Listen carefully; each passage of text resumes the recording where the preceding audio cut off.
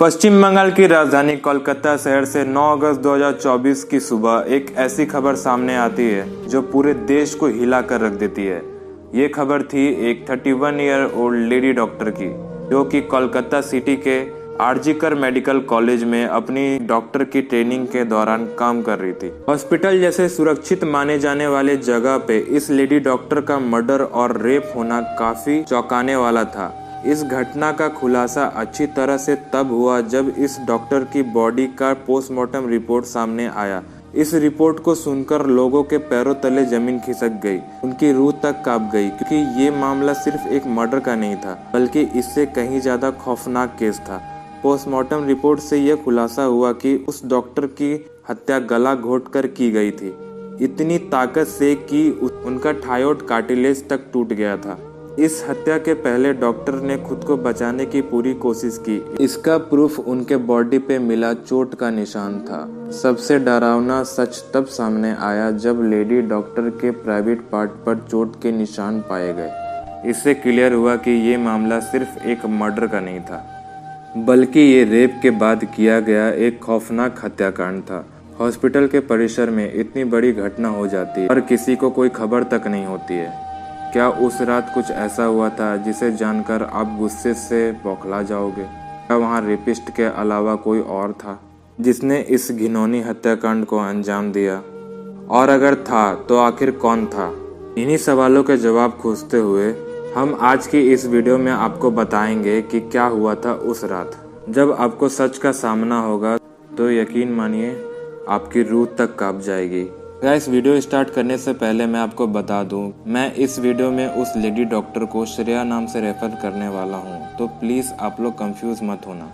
श्रेया एक junior doctor जो कि कोलकाता सिटी के एक आरजीकर मेडिकल कॉलेज से अपनी डॉक्टर की ट्रेनिंग ले रही थी और हमेशा की तरह वो अपनी नाइट शिफ्ट ड्यूटी कर रही होती है। 8 अगस्त 2024 की रात 11 बजे को उनकी मदर का कॉल आता है, जो कि हर दिन आता था, क्योंकि पेरेंट्स को तो अपने बच्चों की चिंता हमेशा लगी रहती है। उनकी मम्मा ने उनसे पूछा कि क्या तुमने खाना खा लिया? तब श्रेया उन्हें बताती है कि कुछ पेशेंट्स को देखने जा रही है और उसके बाद वो अपने कलीग लोगों के साथ बैठकर खाना खाएगी। अपनी मदर से बात करने के बाद क्या पेशेंट्स को देखने के लिए राउंड पर निकल जाती है। सारा काम खत्म करते करते पेशेंट्स को देखने में उनको रात के 2 बज जाते हैं। इसके बाद वो अपनी कलीग लोगों के साथ बैठकर खाना खाती है और साथ में कुछ बातें भी करती है। खाना खाते खाते और बात करते करते उनको रात के 3 बज जाते हैं। उस टाइम श्रेया थोड़ी थकान सी फील कर रही होती है। अपनी थकान को दूर करने के लिए श्रेया हॉस्पिटल के 4th फ्लोर पे बने सेमिनार हॉल में रेस्ट करने लगती है। श्रेया के रेस्ट करते करते सुबह के 7 बज जाते हैं। इससे पहले वो कभी भी इतनी लेट तक रेस्ट नहीं करती थी। फिर हॉस्पिटल का एक वर्कर जो सुबह की शिफ्ट स्टार्ट होने से पहले हॉस्पिटल के सारे रूम चेक कर रहा होता है। सारे रूम्स को चेक करते हुए वो 4th फ्लोर के सेमिनार हॉल में जा पहुंचता है। जैसे ही वो सेमिनार हॉल का गेट खोलता है, उसकी आंखें फटी की फटी रह जाती है। इतना भयंकर नज़ारा उसने आज से पहले कभी नहीं देखा होता है। वो उस लेडी डॉक्टर की बॉडी को देखकर जोर जोर से चिल्लाने लगता है। उसका चिल्लाना सुनकर हॉस्पिटल में जितने भी लोग होते हैं वो लोग सेमिनार हॉल आ पहुंचते हैं। लोग आकर देखते हैं कि लेडी डॉक्टर का शरीर बिना कपड़ों के जमीन पर पड़ा हुआ है। बॉडी पर ब्लड का बहुत सारे निशान भी है। यहाँ खड़े सभी लोगों के लिए ये कोई ड्रामा से कम नहीं था, खासकर दूसरे फीमेल डॉक्टर और वर्कर्स के लिए। उनकी आंखों के सामने ऐसा नज़ारा उनको पहली बार देखने को मिला था। फिर हॉस्पिटल के वर्कर्स उसकी बॉडी को स्ट्रेचर पर लेटाकर इमरजेंसी रूम में लेकर जाते हैं ताकि वो उसकी कुछ हेल्प कर सके। इमरजेंसी रूम में ले जाने के बाद डॉक्टर्स को पता चलता है कि श्रेया अपना दम तोड़ चुकी है। हॉस्पिटल के कुछ लोग इस केस को नॉर्मल दिखाना चाहते थे ताकि उनके कॉलेज की इमेज खराब ना हो जाए। कुछ देर बाद श्रेया के घर वालों का कॉल आता है श्रेया के फ़ोन पर।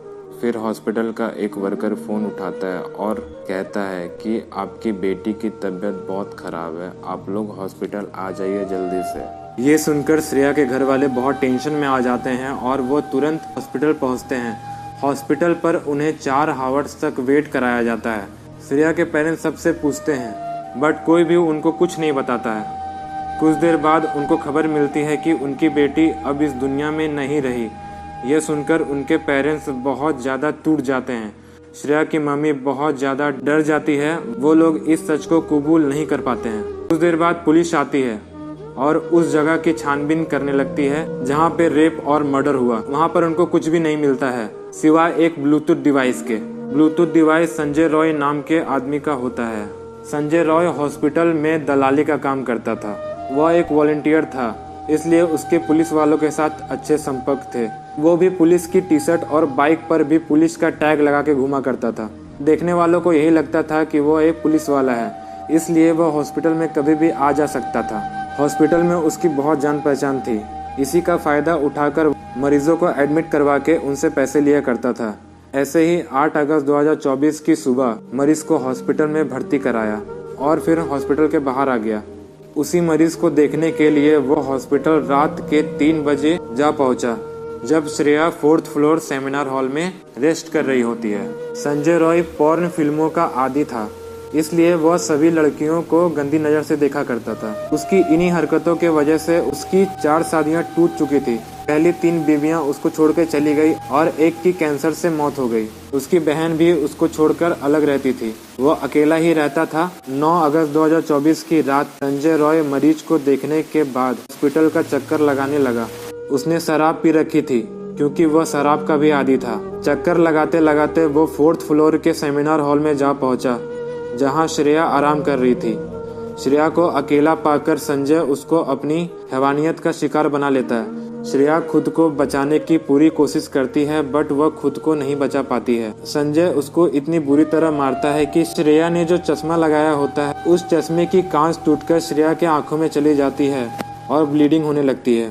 अंत में अपनी भूख मिटाने के बाद संजय श्रेया को गला दबाकर मार देता है। मर्डर करने के बाद संजय हॉस्पिटल से बाहर निकलता है और हॉस्पिटल के बाहर ही एक वैन में जाकर सो जाता है। सुबह जब सबको पता चल जाता है तब वो हॉस्पिटल के अंदर दाखिल होता है। उसे लगता है कि वो नहीं पकड़ा जाएगा, पर जैसे ही वह अंदर जाता है उसका ब्लूटूथ डिवाइस जो मर्डर करते टाइम वहाँ गिर गया था, वो उसके फ़ोन से कनेक्ट हो जाता है और वह पकड़ा जाता है और वह अपना गुनाह पुलिस के सामने कबूल करता है। पर सवाल ये उठता है कि क्या संजय ने अकेले ही इस घटना को अंजाम दिया?